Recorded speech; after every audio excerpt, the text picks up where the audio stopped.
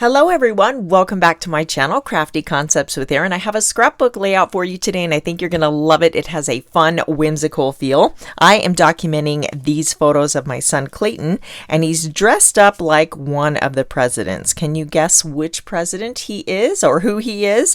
Now this is Book Character Day and the school he was attending, he went to, we homeschooled in the beginning and then his junior high years he went to a very small private Christian school, but every year they did Book Character Day and the younger kids got to pick their favorite book and dress up as their favorite character, while the 7th and 8th graders were assigned a book on a particular president and the costume for their Book Character Day had to reflect that president. So I thought these were really cute.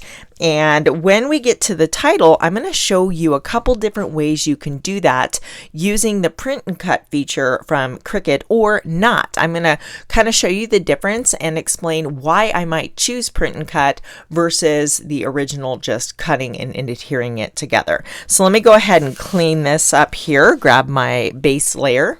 For my base, I have a piece of Mocha cardstock. I did go ahead and gut out the center of that because it's going to be covered up. And let's just line this up on our Versamat so it's nice and square. And then I'm going to cover that with a piece of White Daisy so we have a 1/4 inch border all the way around.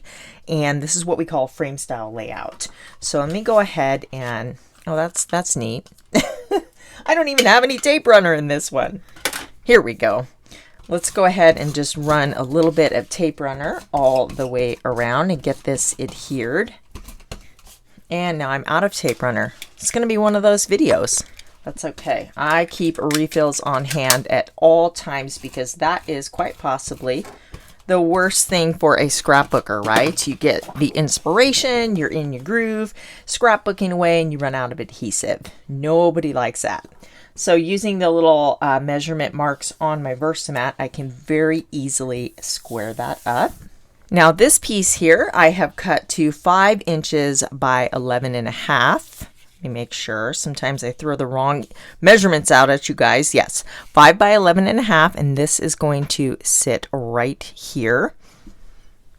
Now this is the book from the Cozy Up Digital Art Collection. It's an SVG, so if you have a Silhouette or a Cricut, or I think it even works with a Brother Scan and Cut, you can use that. It's not Cricut specific, so it's just so cute. And I actually have a project coming up next week using this in a different way, so you're going to get lots of ideas. But you have the base of the book, so that's kind of the cover of the book, and then you have 3 different book layers that stack on top of each other, and just like a real book, you know, you would be able to see how those pages layer together.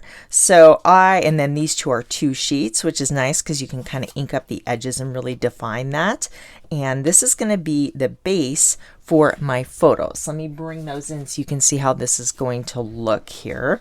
And again, I knew what size my photos were, so while in Cricut Design Space, I could just plop in a couple rectangles that were sized to this, the photos, and then I can make the big book large enough to accommodate my pictures. And I'll show you how to do that when I am showing you the title for this layout. So let's add a little character to this, to the book pages, just to kind of give them some dimension. Now you can do all sorts of things with these. You can pop them up with foam to give them dimension, a little separation to the pages, but I don't want to do that because I'm going to be doing a lot of layering. So adding a lot of dimensional foam to these book pages for this particular layout, I think would just make it a little bit tricky. So let's bring my all-purpose mat in. Anytime I'm getting a little bit messy and ink blending or maybe stamping off the edge, this is super handy. So I do want to point out, because it is confusing, when you get this, anyone might think that you would want this facing up, right? We've got the brand, right? So, but this is a silicone backing.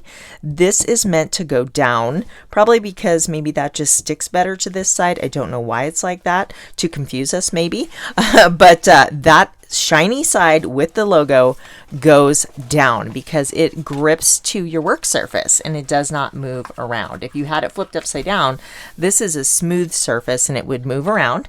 Plus, it would not be, wipeable. Adhesive doesn't stick to this. It comes right off. Acrylic paint even picks right off, and then it just wipes up nice and easy. So let me set these aside, and we'll doctor up our book pages here. I'm using Mocha ink to go around the edge, and we will add some stamping to the actual book pages as well. Now, if you haven't figured it out, Clayton is dressed up as Theodore Roosevelt. So that was his book as president that he was assigned to study for the year, and he was super excited about the costume. His Nana, which is my husband's mom, they call her Nana, is a very talented seamstress and loves to sew. She's sewed quite a bit of costumes for the boys over the years. Now I am going to use the Setting the Scene stamp set. I'm using the text. I've already got that mounted to a block, and I'm using almond ink. This is a retired color, but I have a lot of almond cardstock, and I want to use up my stash. If you don't have it, shortbread would work really well, or even white or vanilla. So I'm just adding this text stamp, and I want it to be really light so it's not like drawing too much attention. So tone on tone with this light almond color, and not all of it's going to show, so I'm just trying to be mindful to make sure it's going to peek out from under the photos, just kind of roughly remembering where they're going to go. So Clayton went on Pinterest and online and looked at different pictures of Teddy Roosevelt and got together with his Nana and designed this costume. And he was super excited to wear it to school, and he looked so cute, and it was a big hit. And he wore it a few other times just because he enjoyed wearing it. Now I want this book to look old and worn, like a well-loved book. So I'm adding a little bit of Toffee ink to the edges in just random areas where maybe, just where to show it's been worn. I'm using my tape runner to adhere these pages. I did ink up the edges of the bottom layers of this book, but I didn't add any stamping because you really wouldn't be able to see it. Isn't this the cutest thing? I love it. Let me go ahead and place this on my layout. I'll get this out of the way, scoot that back into center. We can get our photos situated here. So my book is on an angle, but I want my main focal photo straight up and down. And then these two can be kind of wonky a little bit. Now I forgot, I wanted to add this strip. If you turn I've already got that adhered down, so if you turn it towards you, it's a little easier to line it up horizontally like that. And then we can bring this back in for the millionth time. Do you ever do that? Take it off, put it on, take it off, put it on. Let's head on over to Cricut Design Space. Now I've already got these shapes on my canvas. What I've done is I've gone over to images, or actually shapes, click shapes, and then these are all free shapes. So I've used the square here, and I've sized it to 12 by 12 to represent my layout base, made it white, and then I have this one here as a 4 by 6 for my larger photo, and then these are representing my smaller photos. We want to pull in that book image, so go over to image, and up at the top, type in Cozy Up. That is the name of this digital collection. Go ahead and hit search. Now to narrow down our search, we want to go over to My Stuff and select Uploaded, because these are all SVGs that I've actually uploaded myself. And here they all are from that collection. Look how cute these little mushrooms are. Are those not adorable? I love them. So scrolling down, we're looking for the book, and here it is. Select it and add it to the canvas.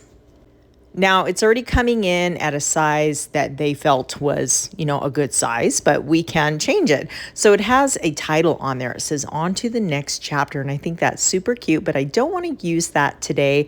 So I'm actually just going to hide those. You can delete them. We don't need them. And then we have our little book with all of its cute layers, and we can now grab a corner. These are all adhered together. So they're going to stay together as one unit when we adjust the size.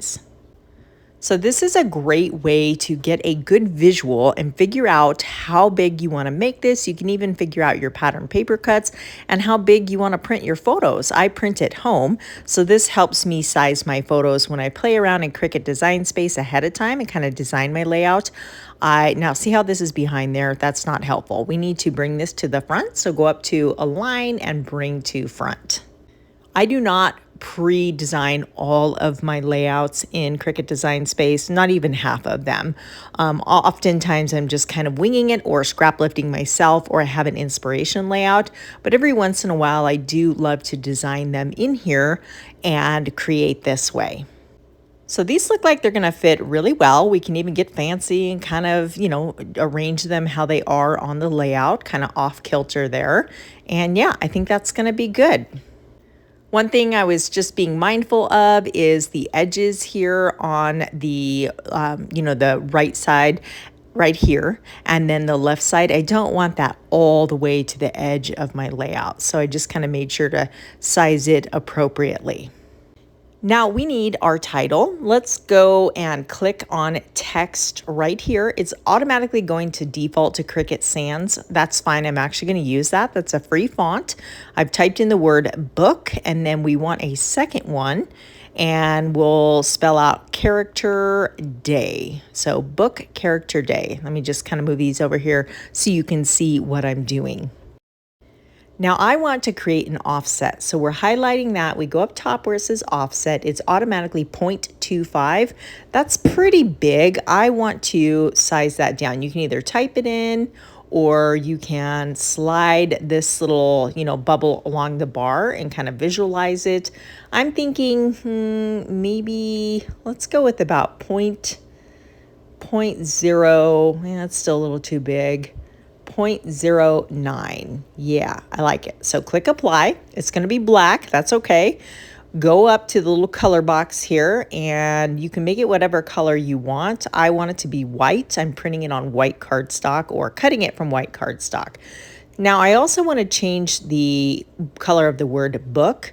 So before we do that, actually let's contour it. We're going to contour the background. Now these are all plenty big. See where it's got the centers cut out? That's going to cut beautifully. I don't need to worry about that. So we'll leave that one alone.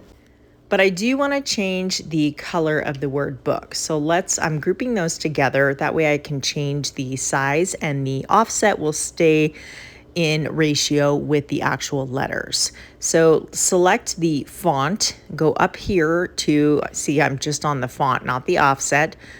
Click the box and I've already got the color Scarlet in there.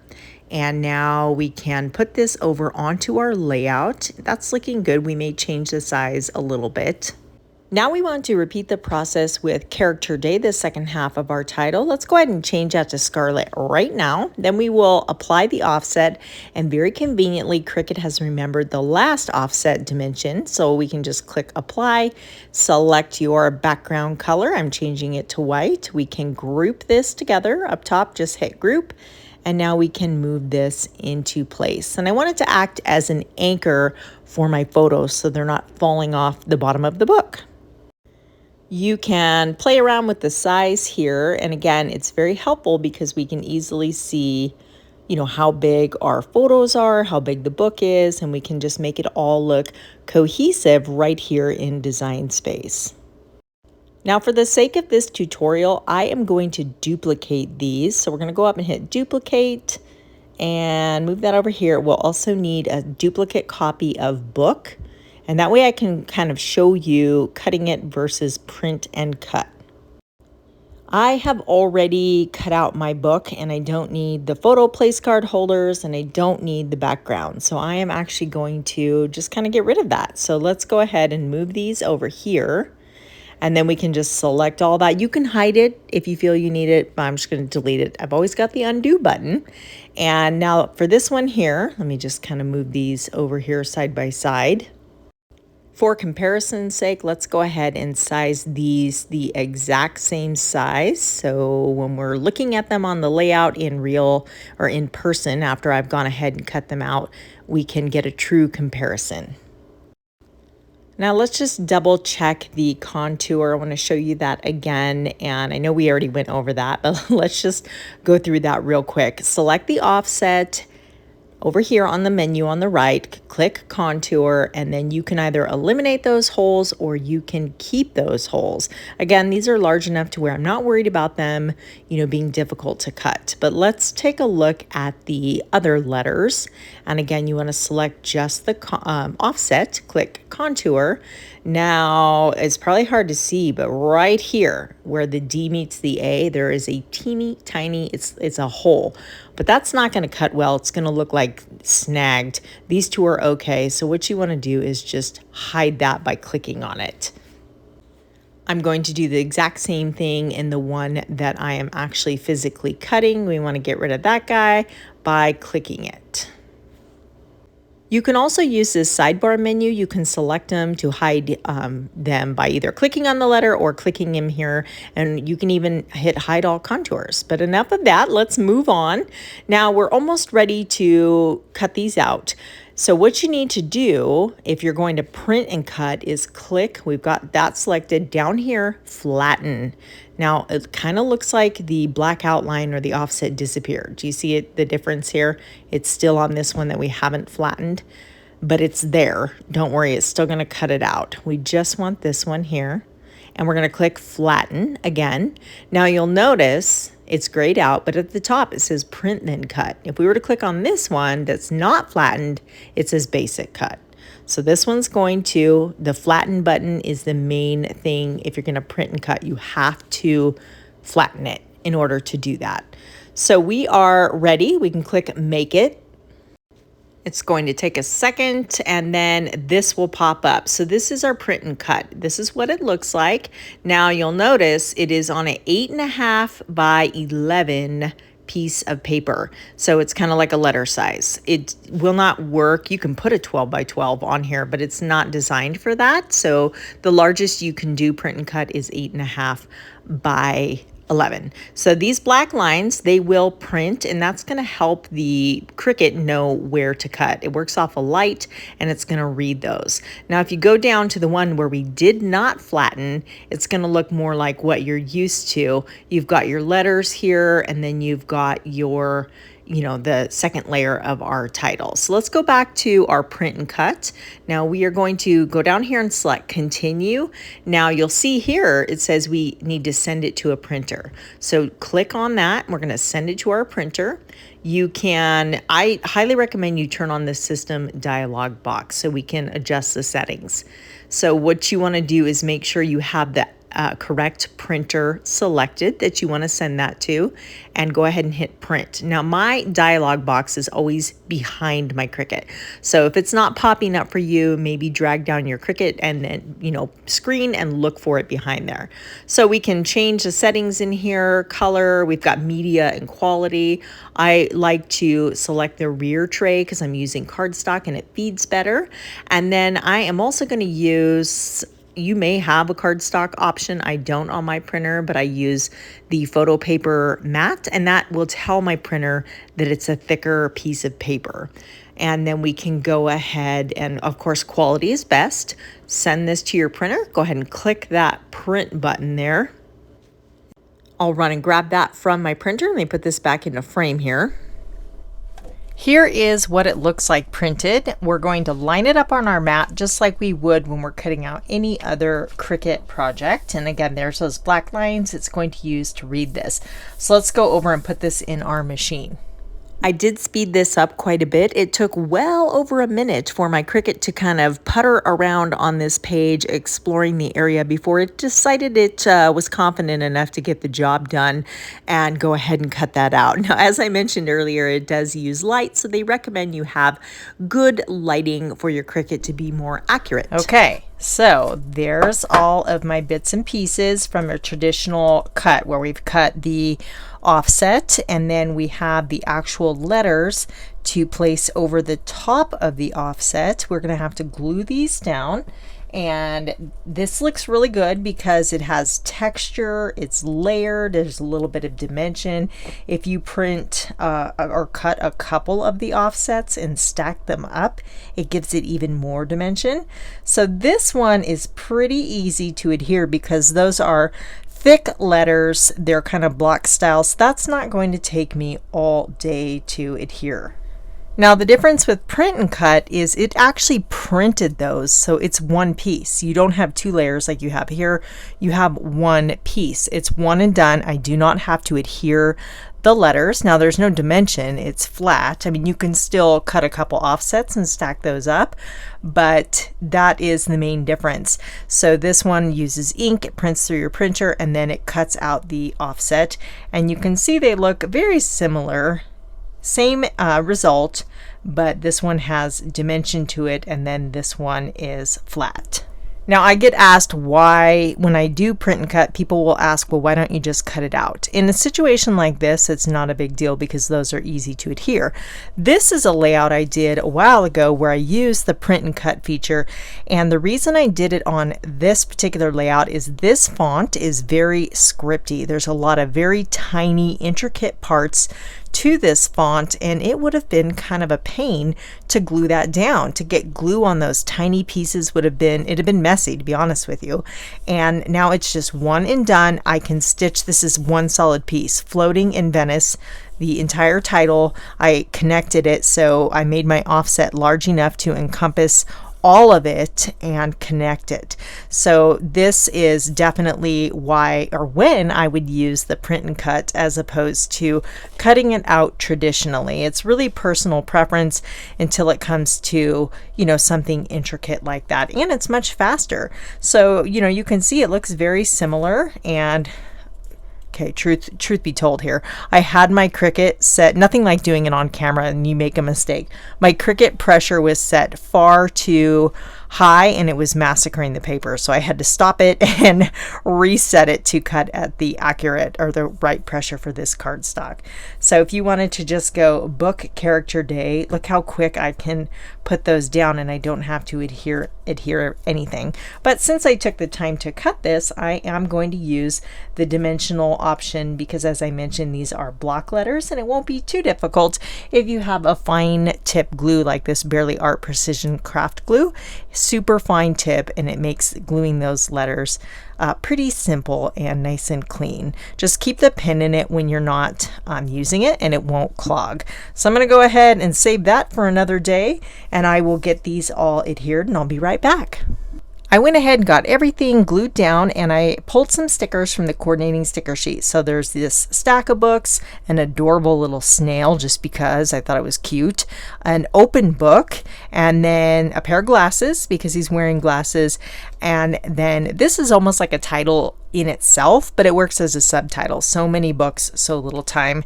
And I want to bring this red up to this corner. So I thought that that would look good, and it does. I do like that. And then we have a little space here we could put some books, and I also want to do a little cluster up here in the corner. So let's see what this one looks like here. It almost doesn't show up as much against the background and it covers too much of the photo. I want to show his cute little gloves there. Let's try this one, and that's a better fit. I do like that one. So we'll just kind of put that right behind the letters, and then we can build a cluster up here. Now, in the past, I've mentioned when you have a bunch of smaller embellishments and you want to tie them together, it's always a good idea to put something under them, like a tag, or in this case, a circle. This is a die cut circle from the workshop collection, and I thought maybe it would look, actually, let's go behind the photo. And I do want to ink that up. I've just got the ink that's already in my sponge here. I don't need to apply more, just to go around the edge of this. Now, if you were following the workshop exactly, you wouldn't have these. These would be used up for those other layouts. So when I borrow from those other layouts to create my own, just keep that in mind. But you could always, you know, cut another circle and substitute that way. I think that looks good. Let's go ahead and adhere that and just go with it. Now that is going to act as a base, so these small embellishments stand out and they're not lost in the background. See how much better that stands out than on this lighter color background? And it would have gotten lost on that busy background too. So that's perfect. And then this little snail, maybe we can just kind of put him cruising along the top there. And then maybe the glasses over the book. I need a little something coming down. There's a bunch of leaves in this collection. Let me go grab those. So here's all the leaves that we can use. I like to use up the stickers first and then bring in the stamp sets. So let's go ahead and try these, maybe coming out from the book. We can do that one. And then I like how some kind of bend up and then others bend down. Go with the brown one there. Cute. And then we need to put leaves somewhere else, so maybe we could do these kind of over here. And you know what, we need a little yellow on this side. Let me go look through the papers and see what we have. So here's one of the strips in yellow. It goes to project 3 and it even shows you where to dovetail it. So you don't even have to guess on that. They make it so easy for you. It's fail proof. So let's just see if we can layer this underneath here. I do like that. I like how it brings that yellow over to the side. That looks good.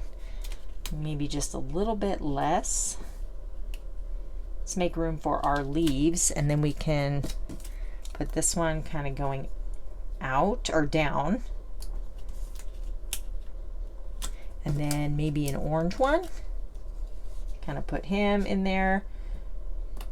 Let's go actually over the yellow underneath the red, because we're kind of squished over here. So this will have even more of that showing. We get these nice layers, and then let's use this mushroom to finish it off on top. So it always looks really nice when you have some elements behind and some elements on top. It just finishes it. I think it looks a little bit more finished when you do it that way. But now I think I'm going to change that. Let's put this one over here and use this green leaf up here. It's a little bit smaller. I think the footprint will be better. Yes, good decision.